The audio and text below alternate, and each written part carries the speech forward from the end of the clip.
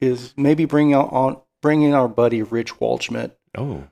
And I don't know if I really want to talk to him. I know. He's such a bore. Maybe I should just read some of his books about shit he doesn't know about. No, I'd love to talk to him.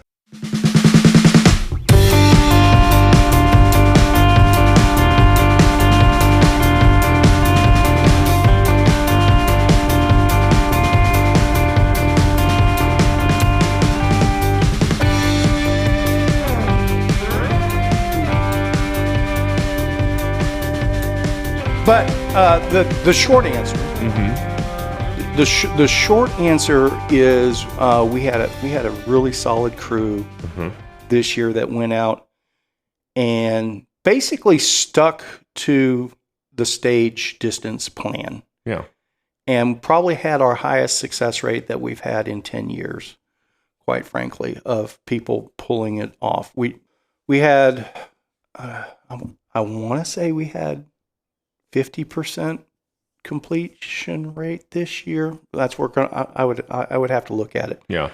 I mean, we're typically, if we have 20 or 25%, that's, we've had success. Yeah. Yeah. We've had years where we've had nobody finish. Right. Sort of thing.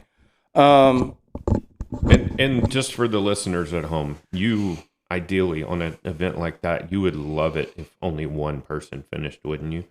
Would that be like the Rat's a little different? Yeah. To be honest with you, the Rats one, I would actually prefer more people finish it because I do think it's truly achievable by most people with just the proper expectations. Sure. And it doesn't sure, you have to be fit enough to do it. There's no doubt about that. You do have to train for it properly. And mental. There's a big mental aspect. Ultimately, that's what it's 80% mental. Yeah. It really is. Yeah. Yes, you can have an overuse injury on your knee. Oh, yeah. That takes you out. There's no doubt about that. You can have that stupid raw ass full of saddle sores that takes you out. Yes, that can happen. Both are arguably not proper preparation, though. If you get to, if you weren't having a saddle sores issue prior to the Rat and you find that saddle sores issue on day 2 or day 3 of the Rat, yeah, that's kind of on you. That's indicative of you weren't putting the back-to-back days together ahead of time to see how that affects your body, sort of thing. Yeah. Oh, yeah, we could go on for, and again, I think bringing in Rich to talk about it and his perspectives on it would be a big deal because he was in the middle of it this year. He's been at several prior years. He was around the people that did complete it, and I think his perspectives would be better than mine on that. But generally speaking, it was highly successful this year. We had really good weather, which is not historically the case. I think we had one warm day, and their last day was pretty chilly. So I never heard back from them on that.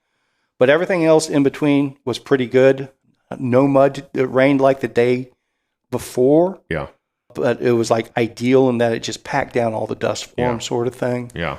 No mud to deal with. That all went really well.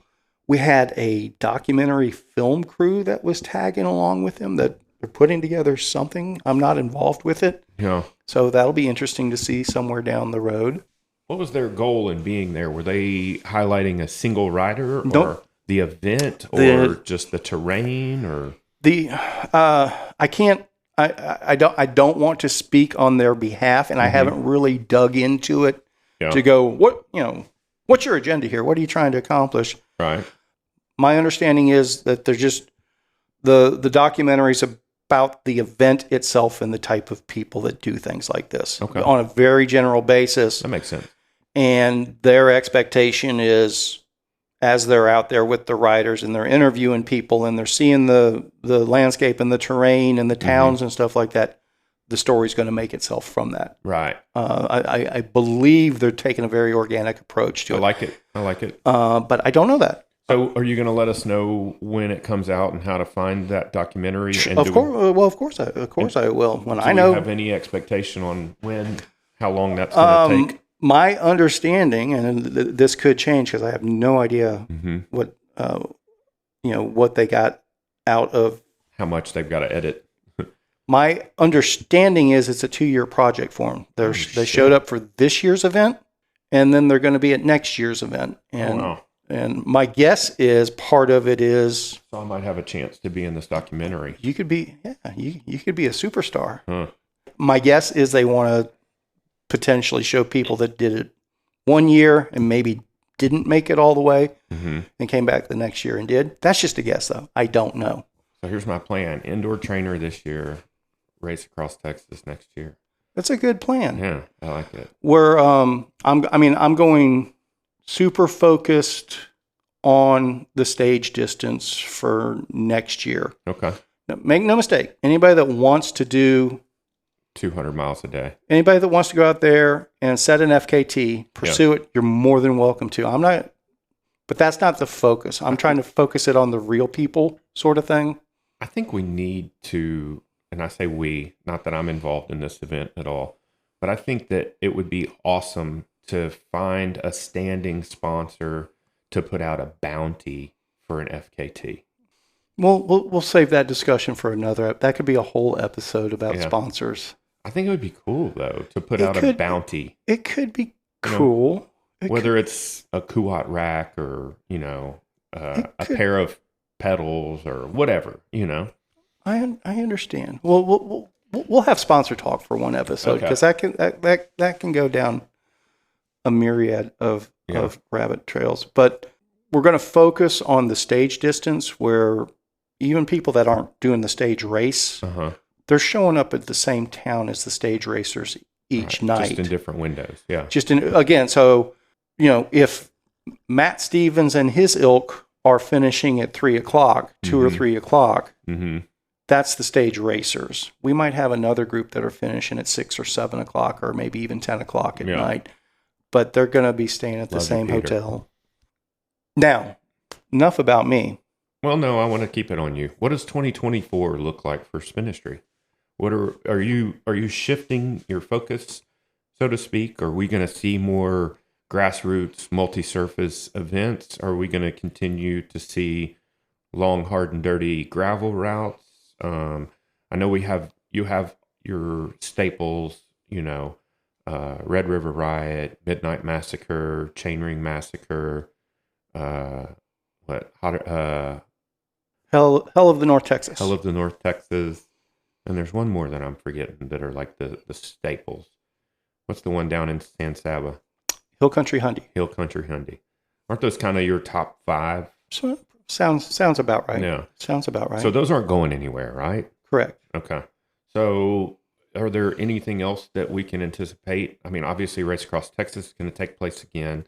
We've already talked about the focus is going to be stage-ish, being there in a borderline, not support role, but being there at the different stages and, kind of giving people a game plan so they can jump on. Like me, I have no clue what I'm doing. But once again, my plan is to camp every night. Understood. To truly bike pack it on paper. That's my intention. I get it. That's my intention. And I'm even more compelled to say that because you think that I can't do it. So I didn't say I didn't. You didn't. You did not say it though. No, my point was that you're not going to be able to just find camping at any point along the way and go, I want to find a spot to camp in the next 10 minutes. That's not a viable option. My point was, if you can camp it, but you have to have a very specific plan in place of, I'm going to camp here each day, or a plan B or a plan. You have to know where you're going to camp. Yeah, is all I was getting at. Yeah. You were talking about, when I'm tired, I'll just find somewhere to camp. Well, I don't think that's exactly what I said. Well, we're simplifying it. Yeah. But when Rich is here, we'll talk about it again, because Rich remembers it kind of the same way I do, I think. Okay. But let's go. What's the 2024 Spinistry plan? Yes. We're in the midst of what's basically a 2-year restructuring plan.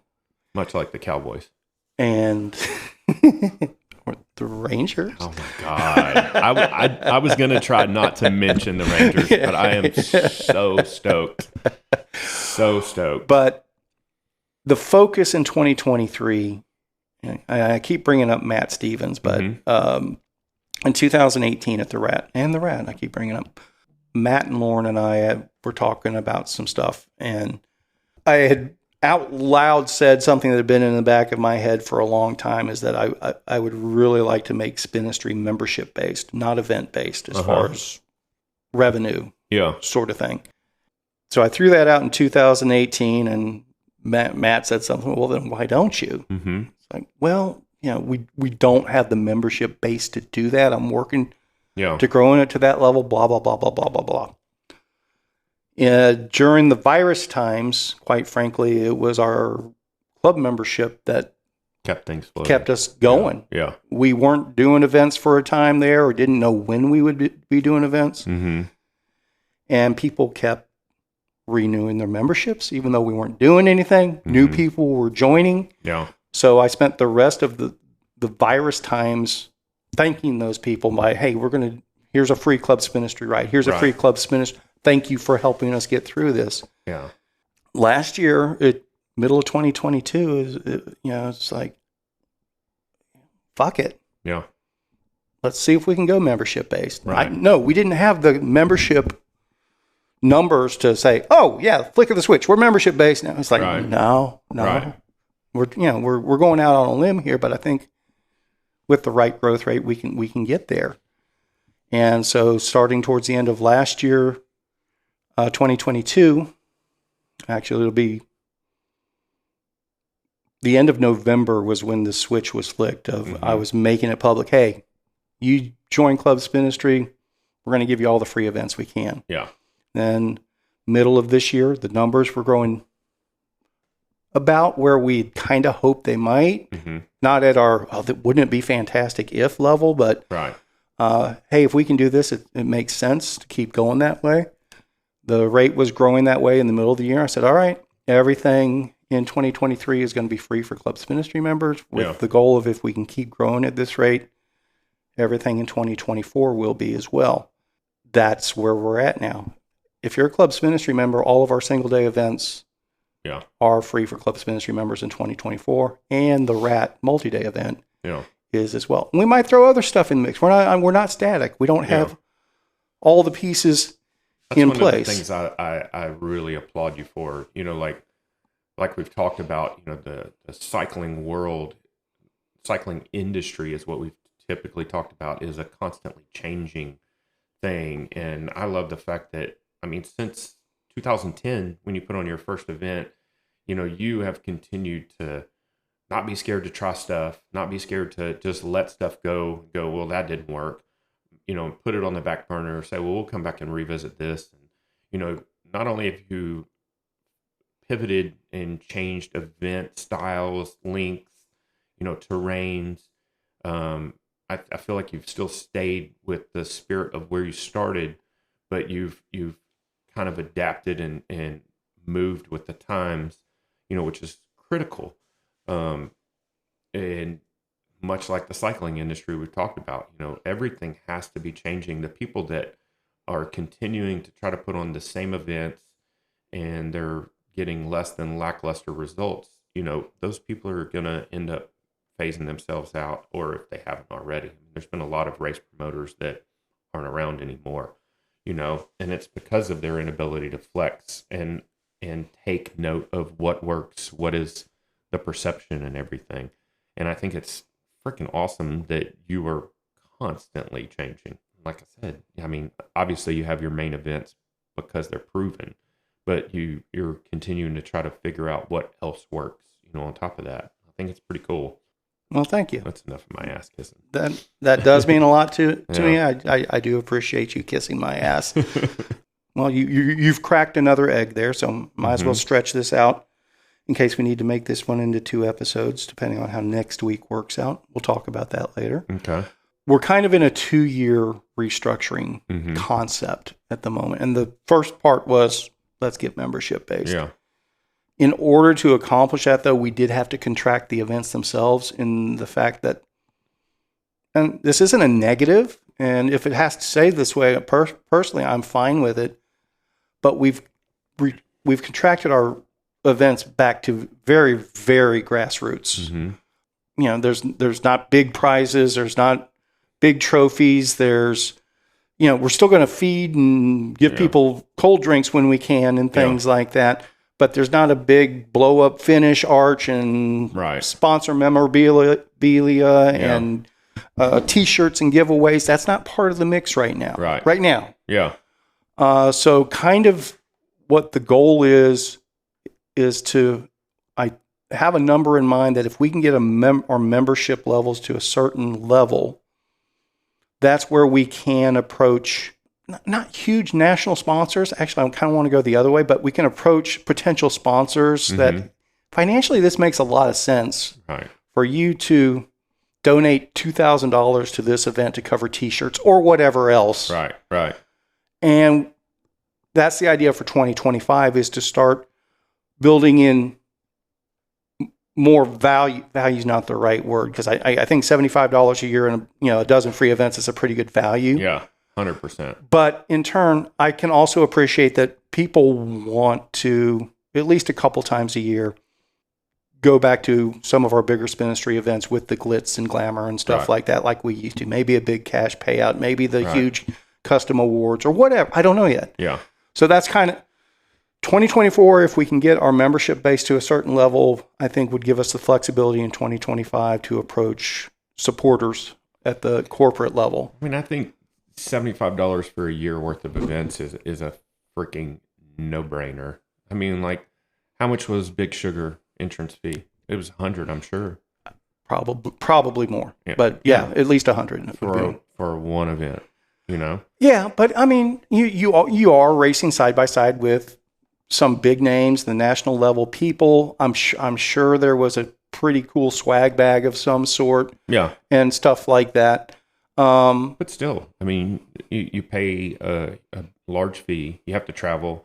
You have to find accommodations. You know, you have to feed yourself. Sure. You know?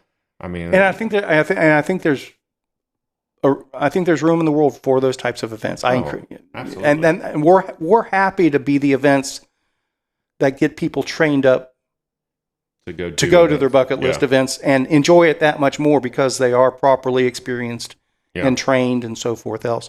Something, I mean, kind of along those lines, so you're asking what's coming up for Spinistry, something we just rolled out last week. Last year, we found we had some international riders show up for our Mad Dog 2023 event and our Hell of the North Texas because they were in Texas to do Gravel Locos and with the plan of going to Unbound as well. Mm-hmm. So they were here for the whole month. Yeah. And it was people from Africa, people from Europe, we didn't have any Asian riders that showed up for our events, but I heard they were floating around the state. What we're doing this year is, hey, we're going to do a 3-week series in May that anybody that's hanging out in Texas, particularly if they're coming from Europe, and they're planning to do Gravel Locos anyway, hey, come do our events as well. It's going to help you with your heat acclimation, getting ready for Unbound. Mm-hmm. So we're doing our Hell of the North Texas in Paris on the 4th of May. We're going back to Pontotoc for our amazing Firewheel route, May 11th. And then we'll do Cross Timbers area on May 25th, and which is a nice, lots of shade, but still some rolling terrain, far North Texas. So if people are starting to make their way up towards Emporia, they're there. The idea is if you're coming here from the Netherlands, go ahead and get your Club Spinistry membership for $75, and you've got 3 rides that you don't have to show up for all 3. If you just want to do 1 or 2 of them, you're going to get your money's worth there. Oh, yeah. And I'll let the cat out of the bag because we're almost 2 hours into this. There's probably very few people listening to this right now. We've lost 13 of our 30 listeners. I think we're up to 33. Oh, shit. We're getting there. The 1 listener per episode, I think, is kind of our growth rate at this point. Oh. So what we're also going to do is what we're calling our Yellow Brick Road Ride. Mm-hmm. Saturday is Whitesboro, Callisburg, Gainesville. Not sure exactly where we'll stage it, but the Cross Timbers ride. Mm-hmm.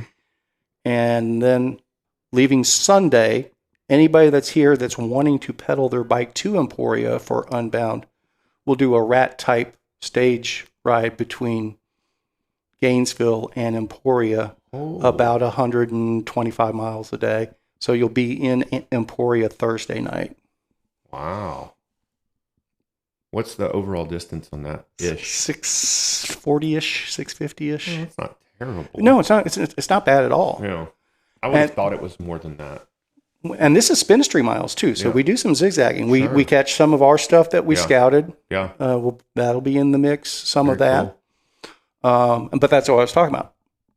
I actually had time this week to scout maybe all of that, some of it anyway, and then this weather rolls through, and this is not the time to be scouting in the middle of Oklahoma. No. Did they get more rain than we did? Oh, they're getting slaughtered. Okay. They're getting it's all flooding. I haven't looked at the radar up there, but man, we needed rain. And who knows? I mean, we may only have 3 people that are interested in something like that. No. Hell, even if you just have one, that's freaking kick-ass. Exactly. You know? And that's the beauty of this membership model. Mm-hmm. It's like you can put everything on your calendar and choose when it gets closer. Yeah. Exactly. Yeah. Exactly. Yeah. I love that. I think hopefully that works extremely well for you, because I think it's not only is it a great value for anybody that chooses to sign up, I think it allows you to concentrate on things that make every event a little bit better, scouting and stuff, instead of over promoting and trying to like get people to sign up at the last minute, and, offer an on-site registration and all the logistics that come with that. I think it allows you to develop the routes better and develop the events better. Yeah. That's so, again, going back to kind of where this discussion started. And again, thank you. The membership model allowed me to just be able to go, you know what, Brad, you're right. Let's just do this multi-surface form. Let's do all or nothing. Yeah. And we don't have to worry about it attracting 200 people. Right. Yeah. If it's interesting to 25 or 30 Spinistry riders, fantastic. We're going to have fun with it and learn from it. Yeah. And that was it went really well, but there were definitely things that's like, hey, that was cool, but it would be cooler if. Right. And so I'm super stoked about the next version of All or Nothing now. Yeah. And that's where I kind of want to be, as opposed to trying to do a different throw something up against the wall event every week, maybe this will work, or the weather sucks this week and we need to make up for it, or blah, blah, blah, blah. Right. It's like just one primary event a month that, hey, this is what we do year after year after year. And then, hey, weather's nice. Let's go do a Club Spinistry ride that accomplishes this sort of thing on whenever it works into something else. So that makes me have one more question. Like, where did the name All or Nothing come from? And how difficult does it get to name events when you put on so many events? Does some of them just come to you, or I know you try to, especially lately, you've been putting a more historical spin on some of the routes that you've been doing. Right. So I was wondering where All or Nothing came from, first of all, and then, like I said, like how difficult is it naming new events for you, or where do you find All or Nothing is definitely going to be the exception and not the rule. Mm-hmm. I honestly can't remember how the name popped into my head. It very well may have been something you said while we were talking about it. It's one of those where somehow or another, when I was putting the concept together for the event, All or Nothing popped up in front of me or in my head or something. It's like, I'm just going with that. Okay. It seemed to describe the flavor of the event, for lack of a better term. But I don't know what the inspiration for that particular one was. But like, I can give 2 examples for like those May events I was just talking about, because those are brand new events I put together. The Firewheel ride out of Pontotoc, I think we're calling it the Firewheel Gravel Adventure or something like that. I don't even know where Pontotoc is. It's north of Llano, Mm-hmm. south of San Saba. Mm-hmm. We just had a ride down there a couple weeks ago. It's one of our most gorgeous routes. It's on the edge of the hill country. Going back to what we were talking about, one of our most popular rides for years was our hill country Hundy out of Llano. Mm-hmm. But we've lost all of our gravel there. Yeah. It's all been paved over. Some of that route shared some of the route with the Castell Grind as well. Uh-huh. And my understanding is almost all of the Castell Grind routes have been paved over. Maybe the South Loop might still be dirt. I'm not sure. But there's that area west of Cherokee, north of Llano, south of San Saba. It's just this beautiful hill country area that's just been too far away to try to get people to go to. Yeah. But now that that's where the gravel is, Mm-hmm. and now that we're membership based and I don't have to worry about 250 people showing up for an event. Right. 50 people show up. Fantastic. Let's have a good time. Right. So I can go to Pontotoc and put on an event now, Yeah. and everybody can have a good time. And everybody that showed up a few weeks ago, they all said the same. It was like, this is the best gravel I've ever ridden. This is the best route I've ever, because and for me as a promoter, it was fantastic because it was one of the easiest to mark that I've ever had. I only had like 20 arrows I had to put out because it was long, winding dirt roads that went on forever. How many arrows do you own? Several hundred. Yeah. But I bring them back every time. Yeah. And they disappear much less frequently than they used to. That's good. I remember that was a huge deal there for quite some time. It was a huge deal. Especially in certain areas. We're not going there. We're not going to encourage those folks if they happen to be listening. Yeah. But I decided that would be a good fit for that builder series leading up to Unbound Gravel that I was talking about. Yeah. Because some folks would be staying in the Austin area, and so throw one of the rides in closer to them. And decided to go back there because it was such a big hit a few weeks ago. Mm-hmm. But the one we did a few weeks ago, we called the Fly Gap Gravel Ramble because Fly Gap Road was one of the best features on it. Mm-hmm. It's one I've had a struggle coming up with a name. Mm-hmm. So, but Fly Gap, okay, sounds kind of different sort of thing. Researching history and stuff like that, I'll do that in the areas, and sometimes that'll be the inspiration for a name. But I knew the time of year that we're going to be down there it's just peak of wildflower season. Yeah. And so one of my favorite wildflowers is the firewheel. And I know they're going to be very prevalent there that time of year. So that was a completely selfish one. I'm calling that one Firewheel for the Firewheel wildflower because I expect them to be popping really good.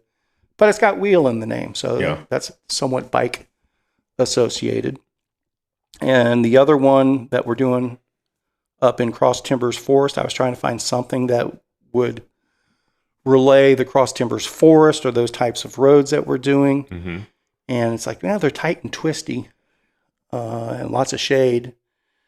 And, it's May. That's tornado season. So we're calling that one the Texas Twister. Yeah. And so, I saw that. I like the artwork for it too. Did you see the flying cow? Yeah. Are you utilizing just straight up AI for that? Most of the time when I do an initial image right now, I'll generate an AI one just to test things out. Yeah. Sort of thing. Make no mistake though that when it's appropriate, and again that kind of goes back to what hopefully we're evolving to with some sponsorships and things like that, or corporate supporters or however that may look. Don't have a specific plan for that. Right. But when that comes about, I definitely plan to be hiring my artists when we do the stuff like the T-shirts and awards and stuff like that again. Yeah. But for a quick social media blurb, sort of thing, I have no problem utilizing AI. I think it's cool because I was just using clip art and stuff before anyway. Yeah. But when it gets down to an actual T-shirt design or a poster or whatever, I have a number of artists that I enjoy working with. Yeah. That will crank out some cool shit. Yeah. When it's appropriate. Yeah. Back to arrows because we glanced over this. Okay. in 2023, are Spinistry arrows still worth? Is the currency exchange still one beer for one arrow? Historically, that's been the case. Historically, that's been the case. Yes. That's the rumor I started forever ago. Yes. And so I was just curious. Yeah, I will. Yes, I will still stand up for that. If you come across a Spinistry arrow in the wild, you can redeem it for a beer. It may not be a cold beer, depending on when it's redeemed, though. That's fair. Beer is a beer is a beer. That said, I will occasionally leave a Spinistry arrow out in the wild intentionally. Yeah. Most of the time, most of the time, when one comes across one, it doesn't happen as much as it used to, because I never lean on anyone else to take down my arrows anymore. Yeah. I did that for a stretch. Yeah. And I found out that doesn't work well. It's always a treat for me when I'm out on a ride and it's like the ultimate Easter egg. Yeah. Yeah. Because a lot of people can be out riding or driving and see them, and it doesn't even come, into their radar. And that's occasion. Usually every event, Can leave one arrow out there just as an Easter egg for somebody. And I almost always hear, and it can be 2 years later, 3 years later. And it's like, I heard from people in Colorado, I found one of your arrows out by Trinidad. I said, "Oh, was it here?" Yeah, it was. It's like, yes, you were supposed to find that. And speaking of Easter eggs, the what was it? The lost and found. I forgot what you called it, but where you stashed Spinistry merch. Oh, the ride with GPS thing. Yeah, I thought that was a cool thing too. That was all ride with GPS. That was their idea. They were gracious enough to reach out to me and ask if I'd help them with it, and I was happy to. I thought that was very cool. I like the concept. I think that'd be a fun thing to do during the winter as well, just to get people out of the house. Maybe. So right now we have tentatively on the books MonsterCross Monday. Mm-hmm. I believe it's Monday, January 1st, I think is the way the calendar works. I know that'll be a holiday. So but maybe we could turn that one into a little bit of a scavenger hunt idea as well. Because I'm a pretty big fan of the going all the way across Dallas and Fort Worth these days. We're almost there with the infrastructure. Yeah. There's still a few road sections you got to put into the mix to connect everything, but none of them are hairy right now. What's the viability of starting A to B and then training on the way back? Very high, with the exception. I mean, it's built to do that. Yes. The problem with that, unfortunately, though, is Fort Worth's TRE. Mm-hmm. They're closed on Sundays. Yeah. So just doing it on a Sunday, it doesn't work. Right. And they're typically closed on holidays as well. But there's a workaround now. The Grapevine train that goes between Grapevine and Fort Worth does run on holidays and Sundays. And Dallas to Denton runs on Sundays and holidays. Or no, not to Denton, not to Denton. I'm sorry. You can take it all the way as far as Carrollton. Carrollton, sorry. Yeah, So last time we did MonsterCross Monday on a holiday Monday, we set up the circuits. So you would have that gap north of Carrollton or between Dallas and Fort Worth that you had no choice but to pedal your bike. Mm-hmm. But anywhere in between, you could hop the train and get back to Grapevine. Yeah. Okay. And the Grapevine train doesn't have a problem with you bringing bikes? No. Okay. No. Very cool. Grapevine train's very cool. And it's got a really cool food court and everything there. Yeah, I've been there. You're talking about the hotel? Mm-hmm. Is it Hotel Zen? No. I can't remember what it's called. I can't remember what it's called. We were just there last week, met my daughter there. She was in town with her boyfriend, so took the dogs out to meet them and had actually a quite tasty Connecticut lobster roll. Yeah. Very cool. Oh, that's in Grapevine? Yep. Okay, because I had a lobster roll at, is it Irving that has the food court that's like 3 stories? No idea. Oh. Anyways, I've got a bike question for you. Please. I just got a text from Garrett, and it's a perfect question to ask you, or a little discussion. What are some good USA-made tie options for gravel other than Chumba, Linsky, Moots, and why? I don't know. Like, who else? Yeah. Who else is there? What else would there? Why is he asking that question? I don't know. I'm just curious. But I know. Why would you want to go outside Chumba, Linsky, or Moots? Well, I mean, maybe he wants to support someone smaller. Strong is Strong. Is Strong still around? Oh wow, that was my next question. I don't know. I don't even know if they're still around. Well, there's Erickson, but Erickson is something else now. It's Well, like Bingham. That's Bingham what, cycles. That's what you said. Huh? Oh, and I'm looking up Strong real quick and see if they're still. His website's still up and running. Okay. I mean, USA made definitely, and I'm still not positive about all of. They may be USA assembled, but we won't go there. Bingham build. Is that what Strong's become, or that's no? That's what Erickson became. Become, yeah, and they're hand built steamboat. I think who else? But I mean, who else is making custom? I mean, I'm sure there are low run quantity shops out there that can do hand built tie. Yeah. I'm sure there's probably a dozen people we may not know about off the top. Oh yeah, I know, and that's why I brought it up. But nobody I can. I mean, again, I wouldn't look outside of Chumba and Moots. Yeah, if I had the coin, I'd go Moots. But when you get into tie frames, I mean, I think they're all on similar playing fields. I'm gonna vehemently disagree with that one. Okay. Well, without throwing anybody under the bus. I'm not going to throw anyone under the bus. I mean, when you were talking about between Bingham, which was Erickson, and I think they're still doing everything at the same level. Yeah, I would throw Erickson into that group too. Yeah. If it was classic Erickson. Yeah. I'm only not including them because I don't know anything about them under the new label or the new ownership or however that works. And I don't want that to come across as a negative. It's an I don't know. Yeah. I would have had no problem 5 years ago going Erickson. Yeah.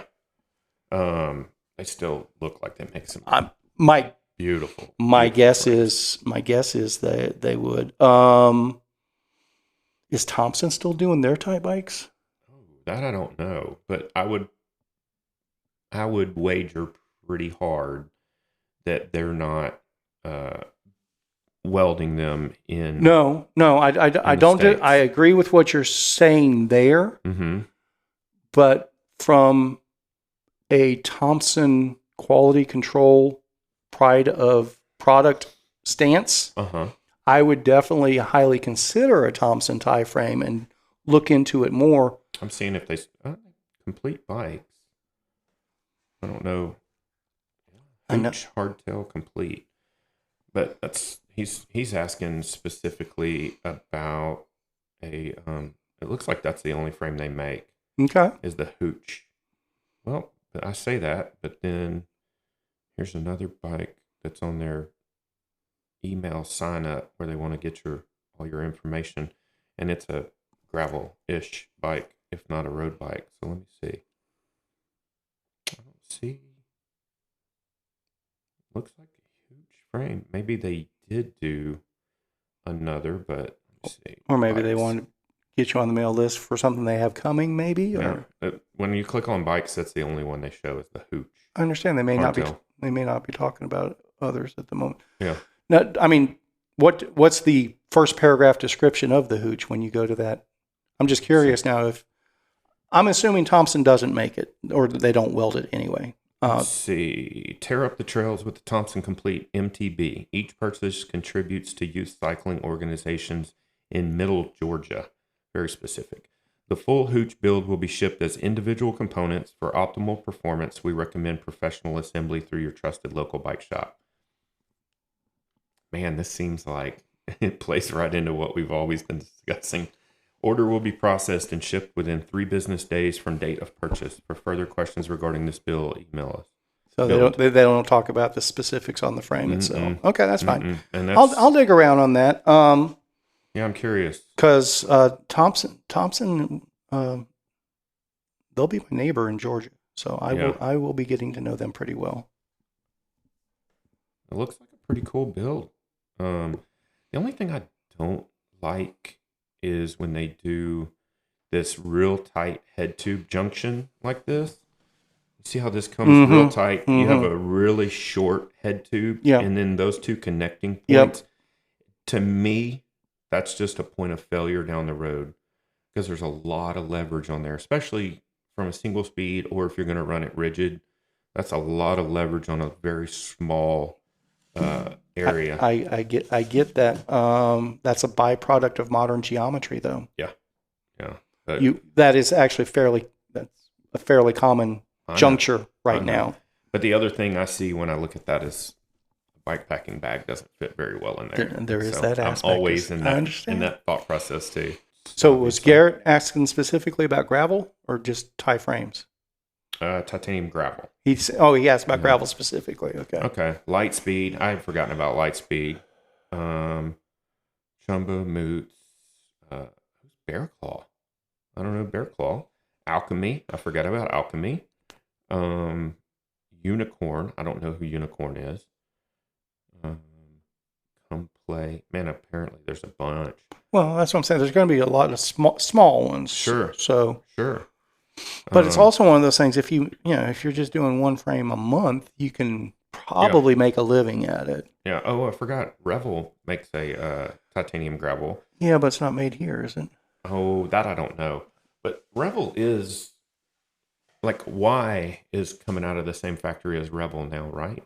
Like they kind of combined forces. Well, they already were, but it was kind of like All City and Surly at one point. But there's no more Y label, is there? Well, it's all Revel. It's all Revel labeled now. And that's what I thought. Yeah, I mean, the Revel gravel tie is the one I want. That's my wish list bike right now. Not a Moots? Nope. Really? I can't afford Moots. Oh. I can afford Revel. Okay. Oh, I forgot about Seven. Is Seven still around? Yeah, okay. Seven's been a tie manufacturer for quite some time as well. I've never heard anything bad about a Seven. We mentioned Lightspeed. Merlin. Is Merlin still around? See, I'm not sure all these brands you're talking about are still around, to be honest with you. They're still coming up in my search. Okay. Yeah. Okay. Merlin's still doing their thing. Okay. That's somebody I never think about. You don't see Merlin. They've always done a pretty good job. Well, I mean, I'm gonna make no mistake. I'm a fan of custom, but I'm more a fan of tie. So I'm one of those. I have no problem with a factory tie frame. Yeah, myself. Well, I got the Revel. Yeah. I have the El Jefe as an example. Yeah. I think a Tie Fargo is a fantastic bike. The Tie El Mariachi, when it was out, amazing. I would love to have any of them. The Tie Kona that was out there for a while. What's the other one? The Optimus Tie. Jabberwocky. They do the Jabberwocky and they're still around. Wet Cat Geometry. Who is that? Well, look, do a search for Optimus Tie. Okay, hold on. I was gonna send. This is so Garrett right here. I didn't even know this animal existed. Fat Chance makes a gravel bike, and this is totally his jam right here. And I think that's never mind. That price is 50% deposit. This is the total price. Okay, but that's sexy as hell. It is. But I'm definitely one of those that less bling. If I have tie, I want people to know it's tie. That's fair.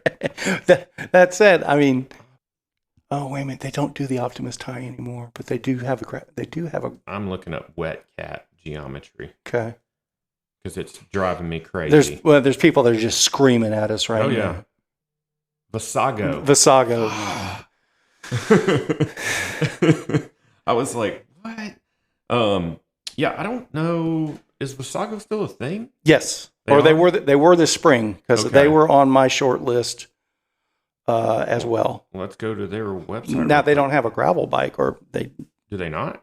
I don't believe so. Visago bikes, Visago bicycles, Moose Knuckle. That's the other thing is they've always had great names for their bikes. Optimus single speed, Optimus tie geared bike. It doesn't look like they have a gravel bike. It looks like everything is mountain. SS, rigid single speed, Moose Knuckle, Ludicrous, Optimus tie. Is it Ludicrous? That's the.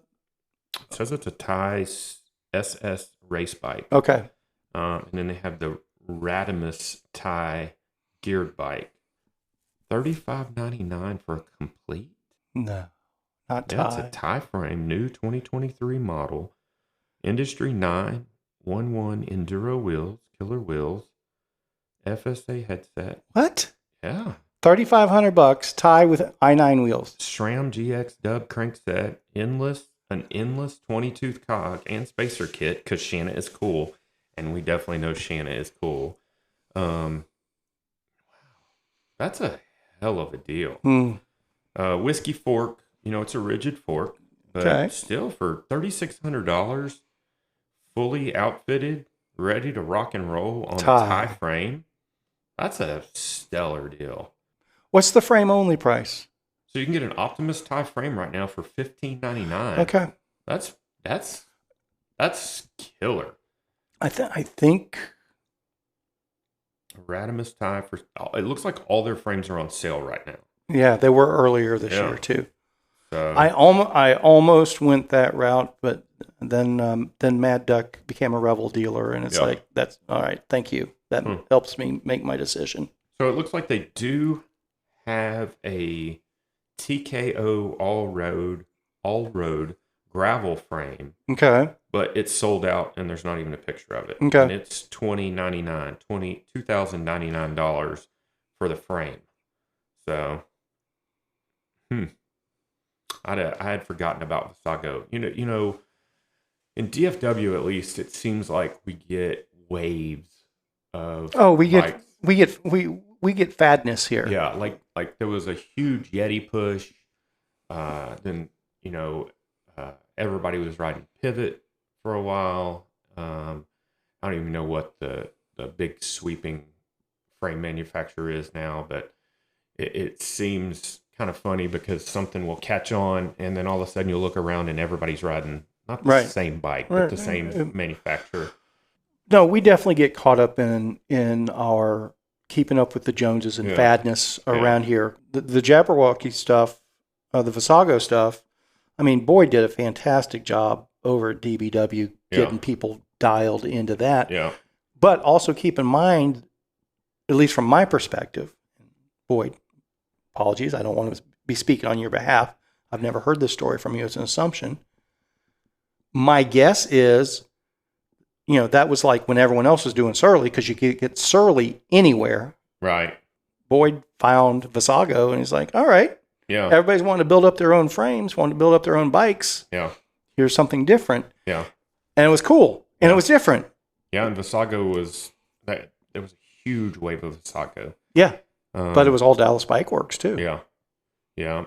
And then, of course we had a huge, Surly was the big initial wave of single speeders, back in 2004. But it was QBP, so everybody could get Surly. Yeah. So that didn't point anyone to a particular shop at that time. And then we saw Niner everywhere for a little bit. And saw them broken by the side of the road all the time. I can't even begin to estimate how many. I broke so many Niners in the Sur 9. So when the Sur 9 first came out, I jumped on and bought one. Had to be 02, 03, somewhere in that range. And that was back when they were doing their first initial EBB, which was a headache in itself. Yeah. But I broke probably 2 or 3 within the first 2 or 3 years, like one a year almost. And they would just send me another one. Great customer service. And I remember the last one they sent me, everything was done through an email. And I think it had to be like my 7th or 8th frame. And I just sent him an email. I said, at this point, why don't you just send me a jersey and let's call it a sponsorship? And they didn't like that. And then Domahidi left Niner to start his own company, another company. And I don't know where they are now, but Niner still seems to be around, still seems to be doing stuff. The name's still around. So that's another one where that Niner basically disappeared. Yeah. And Niner Phase 2 is what's out there right now. And I mean, everything I've heard about the current Niner stuff is they don't have those sorts of issues. Right. By any stretch of the imagination anymore. But I mean, it's hard to differentiate now. I'm under the impression that the national brand, the big box brands, are back to being kind of the standard, but maybe they always were, and it was just the circles we were traveling in that, our folks rarely went Trek or Specialized, right, or even Cannondale, so to speak. And maybe my perceptions were off that was kind of the thing. But I do, on the gravel side, for example, definitely seeing more Treks and Specialized and things like that there than we were just a few years ago. So I do think those. You know why that is, though. Trek kind of strong-armed a lot of the stores, and now that we have a lot of Trek branded stores.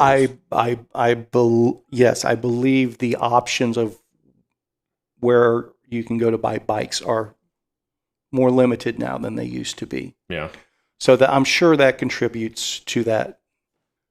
How ugly is that? Oh, well, okay. I've yet to see an e-bike that's not ugly. Yeah, that's true. But I mean, I'm assuming, and going back to that Moots from a few weeks ago. Oh my God! The more battery you're going to fit in there, the uglier it's going to make it. So I'm assuming that's a longer distance one too. Would be my guess, as ugly as that was. But that's just a guess. I didn't even know this animal existed. Oh yeah. Have you seen one of those in the wild? Full suspension gravel? I have not seen it in the wild yet, but I have. Magic carpet ride. Yes. Yeah. Huh. No, but I'm very familiar with it being out there, but I have not seen one in the wild yet.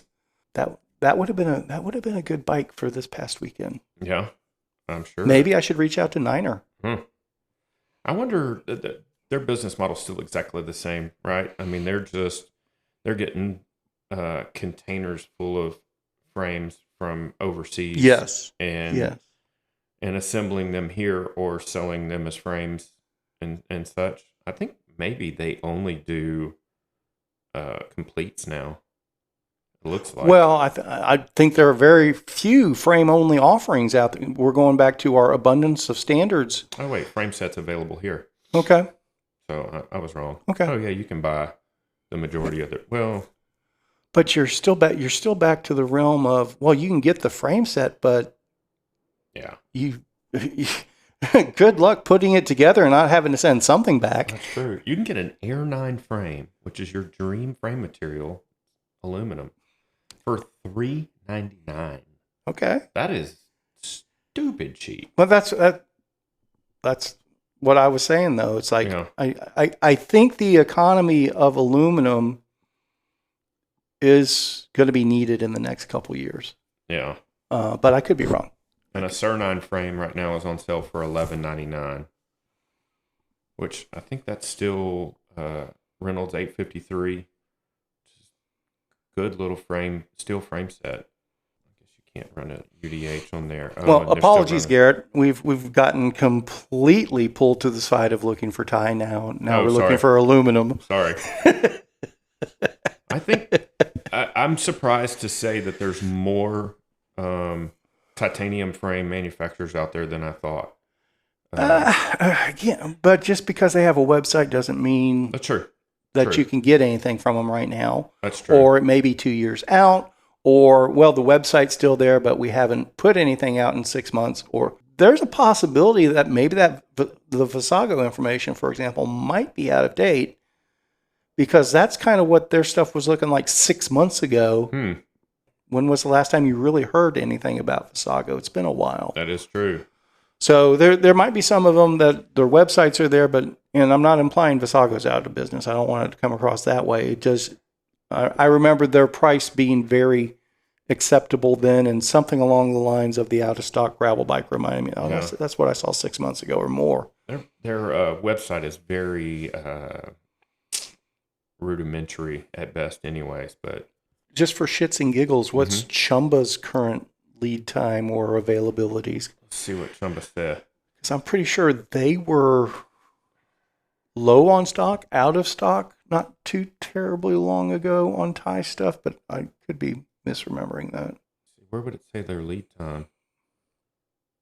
I mean, I would say look at their tie Terlingua. It says their header says in stock now, Sendero Steel Envy Frame Builder Show Bike complete and a Terlingua Steel 52 complete. Oh, so those are bikes that they have built up. Oh, man, I am not buying a bike anytime soon. This is their Sendero Steel Envy Show Bike complete medium. It's a good looking bike. It's got the UDH, the transmission set up and everything. This is a rigid bike, though. And it's a steel frame. Complete. Just give me a guess. What do you think? You said it's rigid? Mm-hmm. Why is a Sendero rigid? It's the way they built it up. What's the fork? I guess it's an NV paint match fork. It is an NV fork. So it's got the integrated fender. It's got an NV bar on it. It's got a dropper post. NV wheels, obviously. Okay. Like I said, it's got the NV wheels. The GRX. Oh wait, the SRAM transmission? It doesn't say if it's the GX or the high end, the top end. Oh, it's the XO. That's XO drivetrain. And you said it's a show bike. Mm-hmm. And the NV wheels. That's a $7,000 bike. That would be a bargain. Really? It's marked down from $99.98 to $84.95. Okay. I understand. Yeah. I understand. And when I said that's a $7,000 bike, I was just going based on my memory of Chumba pricing. Yeah. So, okay. Well, supply and demand. Yeah. And it doesn't look like they have a whole lot of supply. So the demand is most likely there. That's a lot of doll hairs. It's outside my budget. No, that's not my budget. Garrett texted me back when I sent him that fat chance, and he said, I got to be ready when I win the lottery. Well, he's Chumba, right? Yeah, he's got two Chumbas. One of them is single speed, and the other one is geared for bike packing. Okay. So, yeah. We had a great ramble this weekend. Good stuff. Yeah. Garrett was one of those that didn't show for All or Nothing, even though he signed up. Oh. I think he was still cooked from BT Epic. Probably. That's what I'm saying. And that's one of the things I like about the membership model. We've had this debate before. Mm-hmm. And I'm right, so there's really no debate to be had. Okay. I love it when you know you're right. But I like people not feeling obligated to go to show up for an event that maybe they're not ready for or whatever. If it doesn't line up for them, I don't want them to go, holy hell, I've got $150 in this thing. I got to show up. Yeah. Sort of thing. Yeah. And then they're just like pissed off when they get there. Kind of. Yeah. That makes sense. So if people don't make it out, I'm fine with that. I'm not going to throw you under the bus unless you're Garrett. Then I'll throw you under the bus. Oh, Garrett's one of those guys that shows up at your event and just makes it even more interesting. Well, that's why it's like I miss it when he's not there. Yeah. He's always a benefit to the event. Yeah. He's always a benefit to the event pictures. So before we wrap this up, Okay. because I feel like we're getting ready to wrap, aren't we? Yeah, we probably should. So I value your opinion on movies. Uh-oh. Have you seen Killers of the Flower Moon, and what's your level of interest? Man. No, I have not. Mm-hmm. So I'm very, very torn by this. But let me explain why. So I knew you were going to have so many opinions. That's why I wanted to ask. Probably not for the reasons you think. Okay. But so you had touched on earlier, you haven't gotten into the listening to audiobooks. Mm-hmm. I have. Mm-hmm. That said, I've gotten more into podcasts lately. So I definitely listen to a lot more podcasts than I do audiobooks. What do you do audiobooks on? What app? I do Audible. Okay. Great name, by the way. Yeah. The last book that I listened to is Empire of the Summer Moon. Well, that was like the first one. That's what got me started on Audible books or audiobooks. Mm-hmm. What's this one? Killers of the Flower Moon. Killers of the Flower Moon. That's the most recent one I tried to listen to, and I just could not get into the story at all. Huh. I mean, I probably attempted to listen to it several times, and everybody was talking about how great of a book it was, and I knew the movie was coming out. Mm-hmm. And I'll be honest with you, the story itself at the book level just isn't doing anything for me. You know they're gonna dramatize it. I don't, but from my perspective, I'm not seeing how the movie would do anything for me either. Maybe I'm not going to go to the theater and see it. When it shows up on one of my streaming services as just a de facto standard, I'll watch it. I definitely will. Scorsese, DiCaprio, De Niro, Brendan Fraser.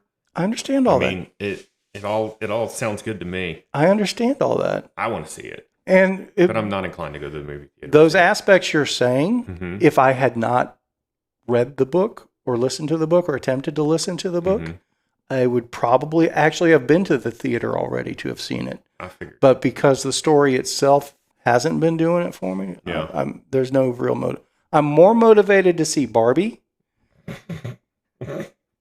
But even in Barbie, I'm waiting for it to come down to a regular rental price. Yeah. I'm not going to pay the buy it now for $26.91 or whatever it was. Have you watched? You don't have Netflix right now, do you? No, I do not. Okay.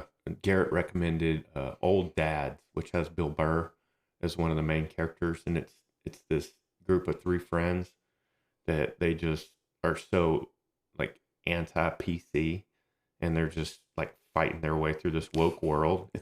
It's so your flavor. You would totally appreciate it. So when that becomes available in your quiver, I'd highly encourage you to watch it. So yeah, so my streaming rotation's been blown out this month because I had to break down and get Hulu Live TV so I could watch the Rangers and the Cowboys. So that means none of the $7.99 a month. Oh, do you have Paramount? I did not at the moment. No. Okay. I do have Peacock because I got a. Oh, Peacock. That's what I was thinking of. Peacock. There's a movie that just came out called Strays. That's a classic dog lost. Dog finds its way home. Okay. You know, it's been done a bunch of different times, but this is a totally rated R version. Interesting. Jamie Foxx is one of the voices, and Will Ferrell is one of the voices. Okay. And it is totally funny. Okay. It's worth watching. May do that tonight. Do we know who the Rangers are playing yet? Diamondbacks. It is Diamondbacks. Is game one when? Friday. Yeah. Friday. Will Forte. That's his name. He's the main male or main action character, I guess you could say, because everything else is dogs. But it's fun. It's a fun watch. Okay. Yeah. Diamondbacks won in Game 7 against the Phillies, and so this may be wishful thinking, especially the way the Diamondbacks surprised the Phillies. But I honestly think that the Diamondbacks are going to be the easiest path for the Rangers to win the World Series. I think we stand a better chance playing the Diamondbacks than we would have playing the Phillies. That being said, everybody was excited about Scherzer coming back for the Rangers, and his last two outings looked. Well, I mean, they had no choice but to look. So it's a matter of degree of how much was there. And I thought I saw improvement of his second game over his first game. Yeah, but they still pulled him really early. But that could have been tactical as well, you know. I think they wanted 3 innings from him and to get into the bullpen. Yeah, but how awesome did they win that game? That was such a pleasure to watch. Is Garcia a beast or what? Oh my God. He did so well. He seems like such a good guy. That being back to Scherzer real quick. Game 7 was the first time that I noticed that he has 2 different color eyes. Oh, how have you not noticed that before? I don't know. I mean, it's like 99% of the pictures of him highlight that. I know. I hadn't noticed. So many memes and running jokes on it it's too. One of those things like once you see it, you can't. Not see it, you can't not see it. So, and then Gage brought up a good point. He said, when you have blue eyes attract more light, and so typically blue-eyed people, their pupils stay not dilated but more tight, whereas darker-eyed individuals like brown eyes and green eyes attract less light, so their pupils stay more dilated. Okay. And so he's like, I wonder how that works with his depth and vision and everything. I was like, I hadn't even thought about that, but it was just interesting. That's the way my kid's brain works, you know. So, but I am interested to see Game 7 or Game 1. Game 1, and it's here, right? I think the first game is actually in Arizona. We have home field advantage. Oh, we have home field advantage, but I knew we had home field advantage, but okay, it's the middle games that make it home field advantage. In fact, speaking of, this says World Series Game 1. It says Arizona at Texas. Okay. So I thought for a reason that they were playing in Arizona, but I don't know. No, it says Globe Life Field. Well, there we go. Arlington, Texas. I feel like we talked a lot about bikes today. We did. We did. Maybe Rich will be happy. I mean, never mind. Well, and we could record a shiftless on site with Rich. That would be awesome. Down at Spinistry Palooza. With whiskey. That's a given. Yeah, don't let me forget. I have this whiskey that you have to at least nose. Okay. It's tremendous. So are you doing all the shopping, or am I supposed to do shopping for you? I don't let anybody buy my groceries. Yeah. Okay. Yeah. I still need the facts. Understood. Yeah. Understood. We'll break that down as soon as we roll out the music here. Okay. Shall we? Yeah. I have to pee. Me too.